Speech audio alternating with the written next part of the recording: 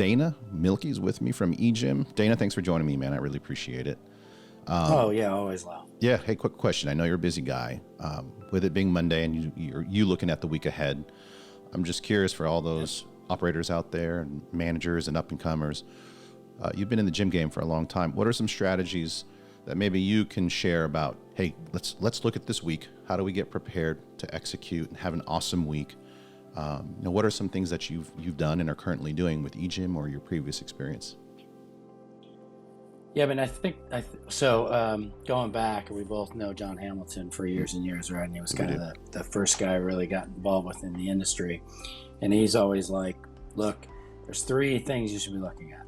Like, well, how did yesterday go? What do you got set up for today? And what does tomorrow look like? And at first I thought that was a very sort of myopic look to it. But over the years, I realized that particularly if you're an operator, you got to control what you can control. And you really have to be focused on, did yesterday go the way you planned? If not, what do you need to do differently today to make sure that you can execute on your plan today? And then tomorrow, obviously, is more than just one day, but then, okay, what does the next several days look like? What are you looking at?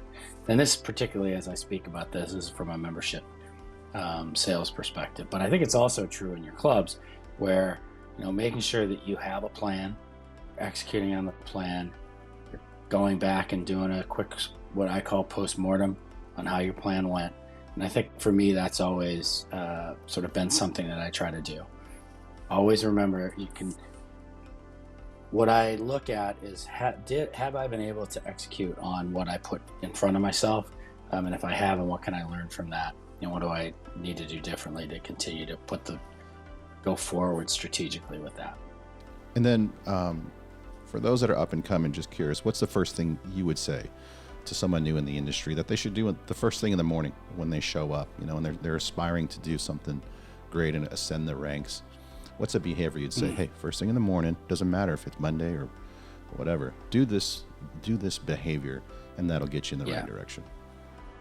Yeah, well, I think this is an easy one, actually, because I think far too often we in this industry forget about who we serve, right? We forget about the member, right? And we think more about ourselves. We think internally, right? We think about our goals.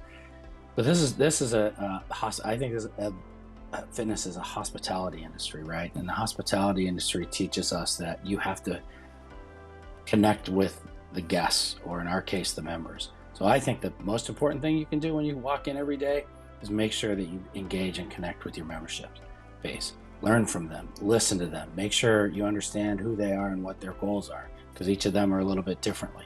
And so for me, I think those that are going to really ascend the ranks are those that understand who pays our bills, right? Who helps drive the revenue, and then engages and connects with them, right? So the people that used to work for me on the club side that I remember in my head well now are those that I thought really struck an incredible relationship with members. So to me, it starts and ends with the members. So the first thing you need to do every day is connect with them, or at least one of them. And I'll finish with this anecdote along the lines of what you said. Some of those people that I connected with over 25 years ago are people that mentored me, that helped me, that lifted me up. You and I connected over, was that like 15 years ago now, man? Where are we at? At least. And here we are. At least 15.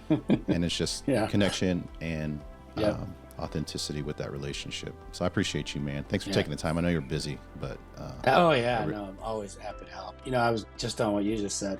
I still have friends from when I was running that group that I play golf with, that I socialize with, just all off of that member connection that I think is so critically important and sometimes so easily overlooked. Yeah. So they last with you for a lifetime. So Dana, brother, Absolutely. I appreciate you. Thank you for taking the time, man. I'll talk to you soon, all right, man? Always, Lyle. Happy to catch up, and I'll talk with you soon. Yeah, sounds good. Appreciate you. All right, be well. See you, bud.